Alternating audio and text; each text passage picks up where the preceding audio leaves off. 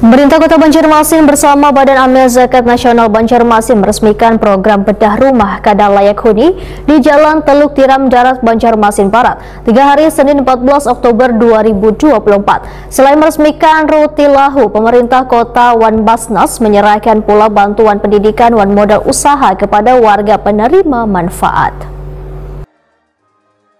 Pemerintah Kota Banjarmasin bersama Badan Amil Zakat Nasional Banjarmasin meresmikan program bedah rumah kadal layak huni di Jalan Teluk Tiram Darat, Banjarmasin Barat tengah hari Senin 14 Oktober 2024.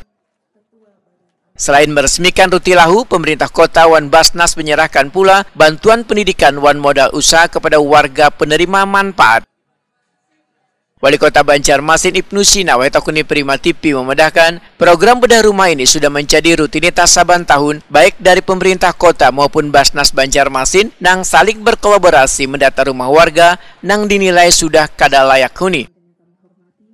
Ibnu Sina menyatakan agar seberatan elemen warga memberikan dukungan supaya program sosial Rutilahu ini bisa terus berlanjut. Terima kasih banyak hari ini bersama-sama dengan Basnas Kota Banjarmasin dan juga OPZ Bangkalsel bisa menyerahkan bantuan untuk program renovasi rumah tidak layak huni atau Rutilahu 2024 sebanyak 10 unit yang tersebar di 5 kecamatan. Tentu ini sangat bermanfaat untuk warga yang memang memerlukan karena berdasarkan hasil evaluasi dan juga survei di lapangan oleh tim Basnas memang sangat layak dibantu.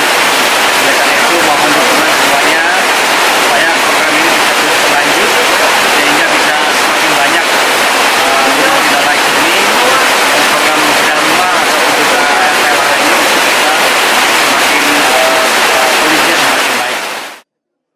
Bedah rumah hasil kerja sama pemerintah kota bersama Badan Amil Zakat Nasional Banjarmasin menyasar sebanyak 10 rumah di tahun 2024, sedangkan bedah rumah melalui Dinas Sosial Banjarmasin sebanyak 168 rumah.